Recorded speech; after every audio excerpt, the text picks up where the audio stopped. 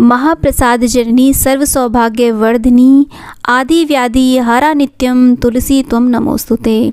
Radhe Radhe everyone. दोस्तों, आज की इस वीडियो में हम तुलसी माँ का हमें किस प्रकार से पूजन करना चाहिए कार्तिक मास में या फिर डेली में, वो आज की इस वीडियो में मैं शेयर करने जा रही हूँ। इससे पहली वीडियोस में दोस्तों मैंने आपके साथ शेयर करा है कि कार्तिक मास के लिए आप किस प्रकार से तुलसी माँ की स्थापना करें, उनको किस प्रकार से आप गमले में लगाएं और उस गमले का किस प्रकार से आप श्रृंगार करें, किस प्रकार से उसे अलंकृत करें उस गमले को। तो देखिए, तुलसी माँ का जो पूजन है पूरे कार्तिक महीने में किया जाता है। तुलसी माँ का विशेष पूजन कार्तिक महीने में किया जाता है। वैसे घर में हर रोज़ हमें तुलसी जी का पूजन करना चाहिए। जिस घर में तुलसी माँ की सेवा होती है उस घर में कभी भी धन धान्य की कमी नहीं रहती है, घर में सुख सौभाग्य आता है। तो देखिए, इस प्रकार से हमें कुछ सामग्री की आवश्यकता होती है। धूप, दीप, जल, कपूर, अक्षत, पुष्प, रोली, चंदन आदि ये सब चीज़ें और कुछ नैवेद्य में आप रख लें और इस तरीके से देखिए सुंदर सा गमला सजा लें तुलसी माँ का।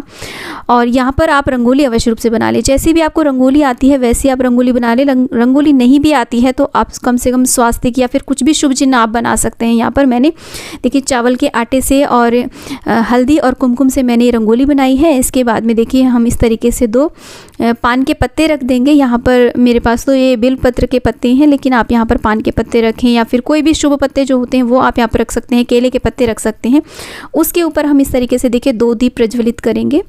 तो आप चाहें तो यहाँ पर पथवारी माता भी लगा सकते हैं कार्तिक मास में। दोस्तों, तुलसी का जो गमला है हमें इस तरीके से रखना है ताकि हम उनकी परिक्रमा कर सकें, क्योंकि जब हम पूजन संपूर्ण कर लेते हैं तो उसके बाद में हमें तुलसी जी की परिक्रमा अवश्य रूप से करनी चाहिए। 5, 7, 11 जितनी भी आपकी सामर्थ्य हो उतनी परिक्रमा हमें अवश्य रूप से करनी चाहिए। तो इस तरीके से देखिए हम दीप प्रज्वलित कर देंगे। दीपक आप देसी घी का जला सकते हैं, तिल के तेल का जला सकते हैं, जैसी आपकी सामर्थ्य हो वैसी। अब दोस्तों, यहाँ पर 2 दीपक जलाने कंपलसरी नहीं है, आप 1 दीपक भी जला सकते हैं। इसके बाद में देखिए हम धूप दिखा देंगे।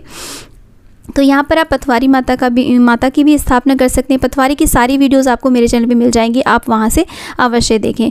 तो देखिए दोस्तों, सबसे पहले जब हम पूजा शुरू करते हैं किसी भी पवित्र पौधे की, तो सबसे पहले हम उन्हें जल से सींचते हैं। ये जो जल है इसके अंदर आप हल्का सा मीठा डालें, बहुत ज़्यादा मीठा या बहुत ज़्यादा दूध ना डालें, नहीं तो हमारा पौधा ख़राब हो जाता है।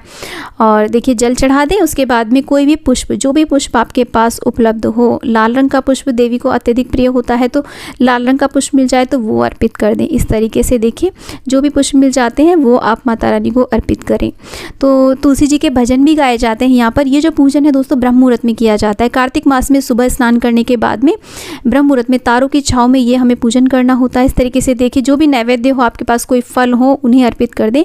इसके बाद में हम तुलसी माँ को इस तरीके से देखिए हल्दी अर्पित करेंगे। अब देखिए दोस्तों, आपको कार्तिक मास में माता रानी को सिंदूर नहीं लगाना है यदि आपने विवाह करने के लिए तुलसी माँ की स्थापना करी है। तो जब उनका विवाह हो जाएगा उसके बाद ही हम उन्हें कुमकुम लगाएंगे। तो आप यहाँ पर कुमकुम बिल्कुल भी ना लगाएं, उनको चंदन अर्पित कर सकते हैं, आप हल्दी अर्पित कर सकते हैं।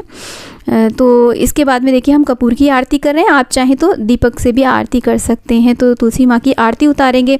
तुलसा महारानी नमो नमो, हर की पटरानी नमो नमो। तो दोस्तों, तुलसी जो है वो मात्र एक पौधा नहीं है बल्कि धरा के लिए वरदान है और इसी वजह से हिंदू धर्म में इसे पूजनीय माना गया है। आयुर्वेद में तुलसी को अमृत कहा गया है क्योंकि ये औषधि भी है और इसका नियमित उपयोग जो है वो हमें उत्साहित, खुश और शांत रखता है। भगवान विष्णु की कोई भी पूजा बिना तुलसी के नहीं की जाती है। दोस्तों, भगवान विष्णु को अति प्रिय है तुलसी माता। तो अगर आपको लक्ष्मी जी की कृपा प्राप्त करनी है, भगवान विष्णु की कृपा प्राप्त करनी है, तो हमें इस प्रकार से तुलसी जी का पूजन विशेष रूप से करना चाहिए कार्तिक मास में। और डेली में तो हमें पूजन करना ही चाहिए। दोस्तों, अगर आपके पास समय की कमी है, इतना कुछ आप नहीं कर सकते हैं, तो कोई बात नहीं, आप शाम के समय, सुबह के समय तो तुलसी को जल से सींच दें और शाम के समय 1 घी का दीपक तुलसी जी पर अवश्य रूप से जला दें। इससे भी तुलसी माता अत्यधिक प्रसन्न हो जाती हैं। दोस्तों, पुराने समय में तो ये सारी पूजा ग्रुप में की जाती थी। सभी लेडीज़ और आस पड़ोस की कुंवारी लड़कियां मिल करके तुलसी जी की और पथवारी की स्थापना करके सुबह सुबह ब्रह्म मुहूर्त में स्नान करके ग्रुप में बैठ करके यहाँ पूजन करके भजन कीर्तन करते थे। वहीं पर कार्तिक माहात्म्य किया जाता था और सारा पूजा पाठ सुबह तारों की छाँव में कर लिया जाता था। तो बहुत ही आनंद आता था। लेकिन आज के समय में ऐसा संभव नहीं है, तो आप अकेले भी इस पूजन को कर सकते हैं।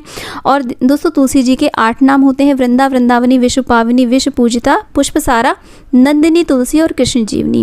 कहते हैं कि जो पुरुष या स्त्री तुलसी की पूजा करके इस नामाष्टक का पाठ करता है तो उसे अश्वमेध यज्ञ की फल की प्राप्ति होती है। तो दोस्तों, इस प्रकार से हमें कार्तिक मास में तुलसी माँ का पूजन अवश्य रूप से करना चाहिए।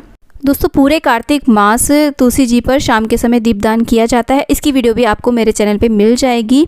तो उम्मीद करती हूँ कि वीडियो आपको अच्छी लगी होगी। वीडियो अच्छी लगी तो वीडियो को लाइक करें, चैनल को सब्सक्राइब करें और वीडियो को ज़्यादा से ज़्यादा शेयर करें और कमेंट बॉक्स में जय तुलसी महारानी अवश्य लिखें। दोस्तों आप हमें फेसबुक और इंस्टा पर भी फॉलो कर सकते हैं। आज के लिए इतना ही दोस्तों। हरे कृष्ण, राधे राधे।